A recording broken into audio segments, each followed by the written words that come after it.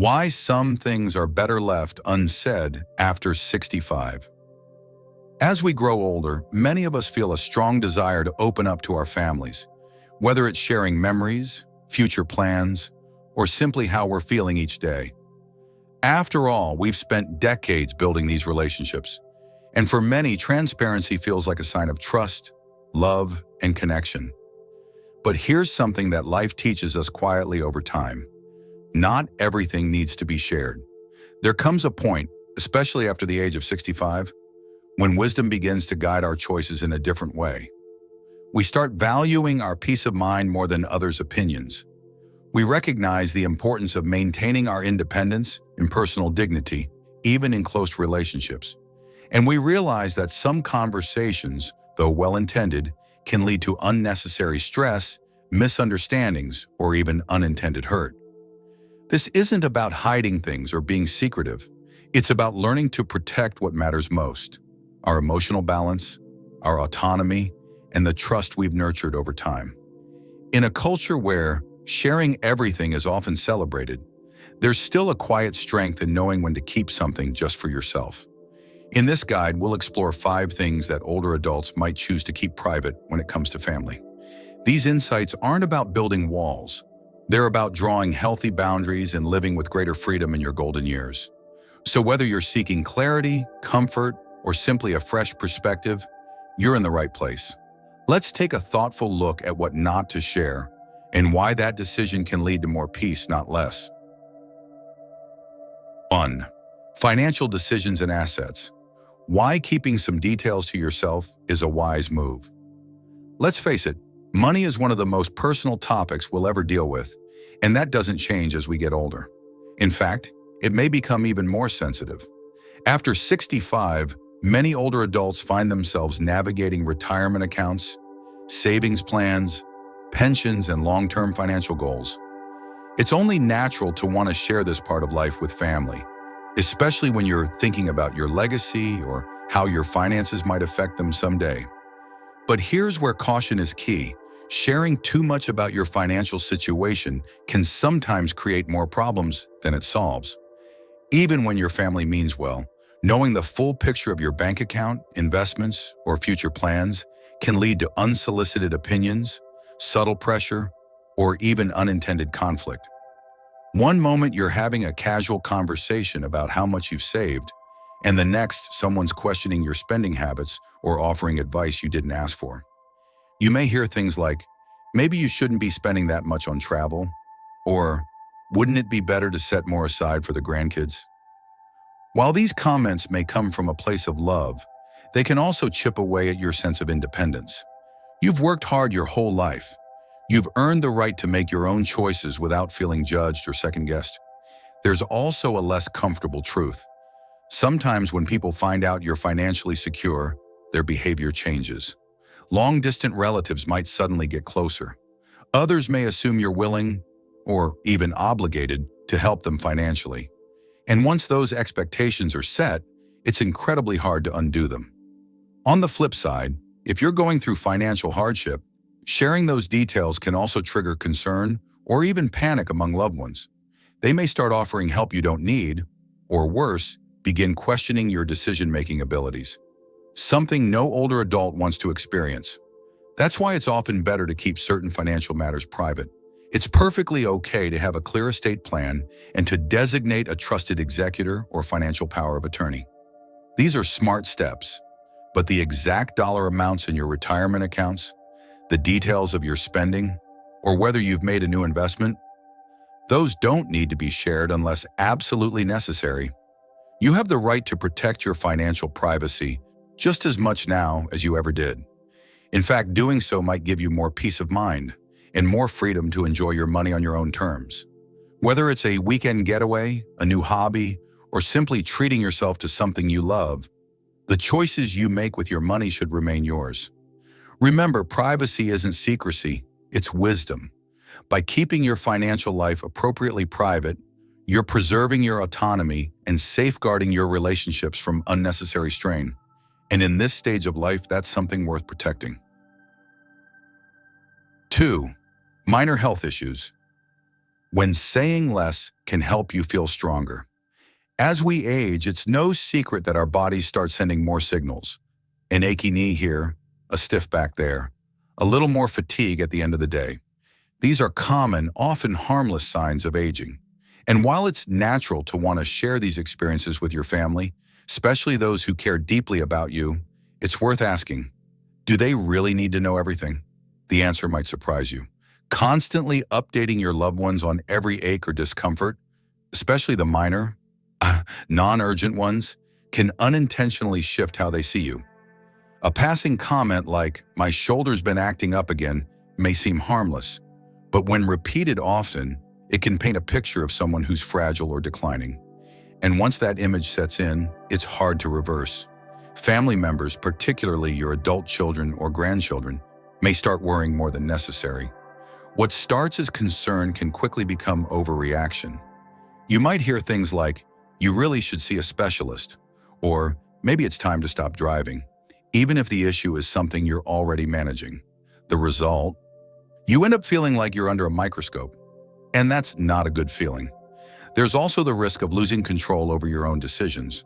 The more your family hears about every minor symptom, the more they may try to step in or help in ways that take away your independence. While their hearts may be in the right place, their actions could lead to unwanted suggestions, uninvited advice, or even pressure to change your lifestyle in ways you don't need or want.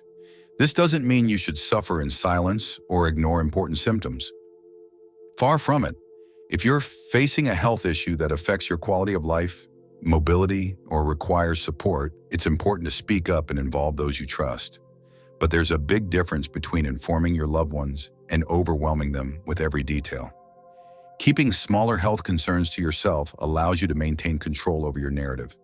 It helps you stay seen as capable, strong, and in charge of your own well-being. And truthfully, many minor issues resolve themselves with rest, over-the-counter care, or a bit of time, without needing to become a family discussion. Another benefit? You get to preserve your peace of mind. Talking about discomfort all the time can amplify how you feel, mentally and emotionally. Sometimes giving less attention to the issue can help you move through it more easily. In short, your health is your business. And while support from family is valuable, it doesn't mean you have to share every bump in the road. Choose what to share wisely and reserve the right to keep the small stuff private. That choice can bring you not only more respect from others, but also a greater sense of strength and control over your own aging journey.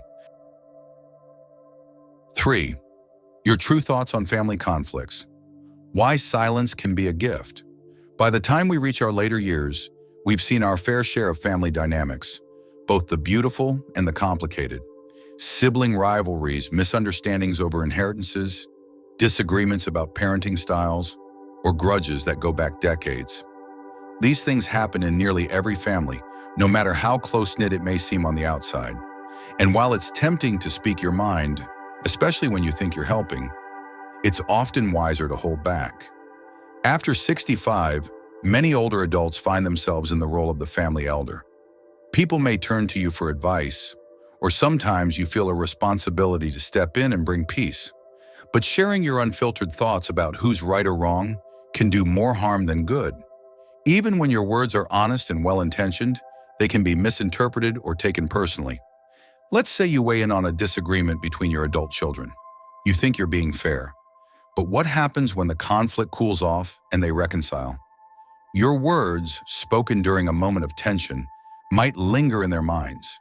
Now one child feels hurt, another feels judged, and you're left caught in the middle. Or maybe you make a comment about a daughter-in-law's behavior or share your opinion on how your grandchildren are being raised. Even if you believe you're helping, these personal views can create emotional distance or long-lasting resentment. People rarely forget how they felt when someone they love questioned their choices. That's why practicing selective silence is often the wisest path. You don't need to pretend everything is perfect, but you also don't need to insert yourself into every situation. A gentle, non-committal response like, "I trust you'll figure it out," or "I hope things work out for the best," allows you to stay connected without getting pulled into the drama. It's also about preserving your own peace. Family conflicts can be emotionally draining, especially when you have no real power to change the outcome. By staying out of the fray, you protect your own energy and avoid being put in a position where your words can be used against you. More importantly, silence can be a sign of deep wisdom. It shows you understand that people need space to resolve their issues and that your love doesn't depend on choosing sides. It's about being the calm in the storm, not the wind that stirs it up.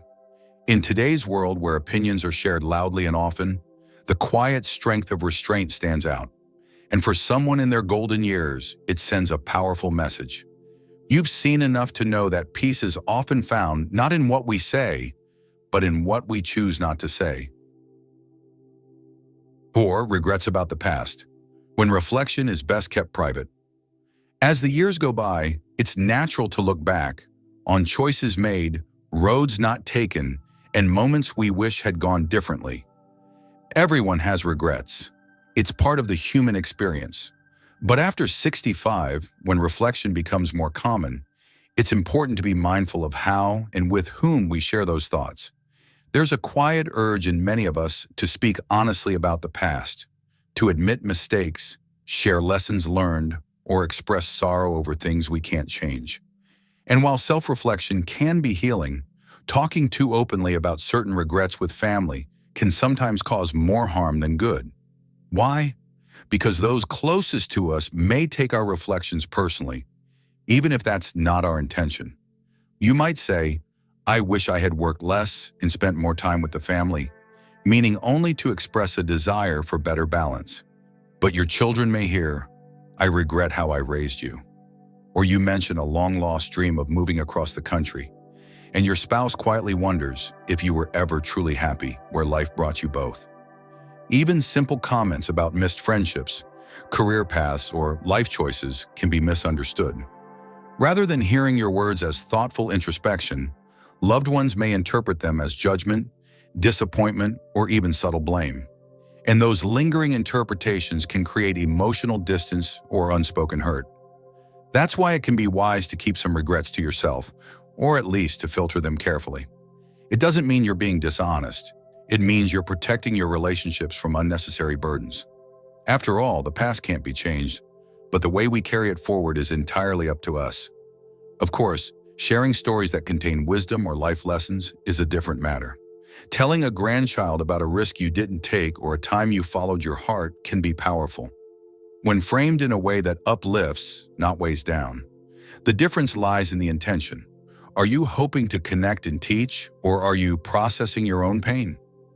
For deeper regrets, the kind that still sting even now, it may be more helpful to talk with a trusted friend, a counselor, or even write them down privately.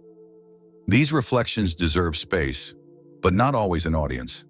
In the end, regret is a quiet companion in later life, but it doesn't have to be a loud one. Choosing what you share and how you share it is part of the wisdom that comes with age. And by holding some things close to your heart, you preserve not just your own peace, but the emotional well-being of the people who love you most. The full details of your financial situation. Why less is often more money is one of the most powerful forces in any family dynamic.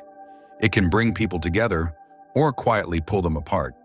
And as we grow older, it's common to feel the urge to share more about our financial lives with those we love. Whether it's explaining how much you've saved, what you plan to leave behind, or even disclosing current financial challenges, the desire for openness can feel natural. But here's the hard truth. Being too open about your finances can sometimes cause unnecessary tension, stress, and misunderstanding, even in the most loving families.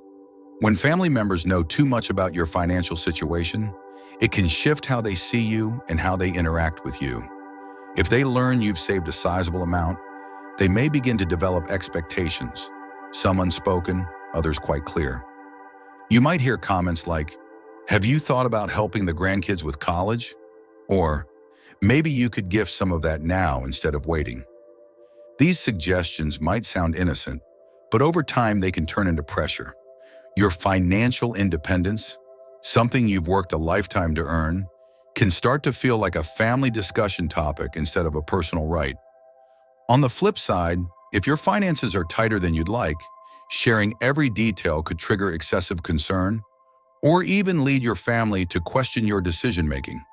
They may suggest downsizing, canceling travel plans, or seeking financial help you don't want or need. What begins as concern may evolve into overreach, subtly chipping away at your autonomy. The truth is, once financial details are out in the open, you can't take them back. And while transparency has its place, especially when preparing legal documents like wills, power of attorney, or healthcare directives, there's wisdom in maintaining boundaries. It's perfectly appropriate to have one or two trusted individuals, perhaps a financial advisor or executor, who know the full picture. But beyond that, sharing the entire story with your extended family may do more harm than good. This doesn't mean you're hiding anything. It simply means you're choosing to manage your financial life on your own terms. And at this stage of life, that kind of control is not just practical, it's empowering. Think about what brings you joy. Maybe it's traveling a few times a year, supporting a cause you care about, or treating yourself to a dinner out with friends. These choices don't need to be justified to anyone. You've earned the right to spend your money without explanation or guilt. Ultimately, keeping the full scope of your finances private allows you to protect your peace of mind, avoid unnecessary expectations, and maintain the freedom to make decisions based on your own values, not someone else's opinions. Your financial life is yours, and guarding it wisely is one of the most powerful gifts you can give yourself. At this stage of life, we often carry a wealth of wisdom, hard-earned through years of experience, challenges, and personal growth. One of the most powerful lessons we learn with age is that not everything needs to be shared, especially when it comes to our finances, health, personal reflections, or family tensions. Choosing to keep certain things to yourself isn't about creating distance from your loved ones. It's about protecting what matters most: your peace of mind, your independence, and the integrity of your relationships. In a world that often encourages constant disclosure and oversharing, there's quiet strength in knowing when to hold back.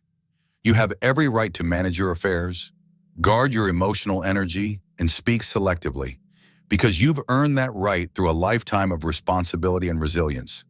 By being intentional about what you share and what you choose to keep private, you set healthy boundaries that preserve your dignity and strengthen the respect others have for you. This isn't secrecy, it's self-respect. It's wisdom in action. So the next time you feel the urge to explain yourself, justify a decision, or speak on a sensitive family issue, pause and ask, will sharing this bring peace or will it create pressure? The beauty of this season of life is that you no longer need to prove anything to anyone. You're free to live on your terms, in a way that honors both your past and your present. And sometimes the greatest gift you can give, to yourself and those you love, is silence, guided by grace and wisdom.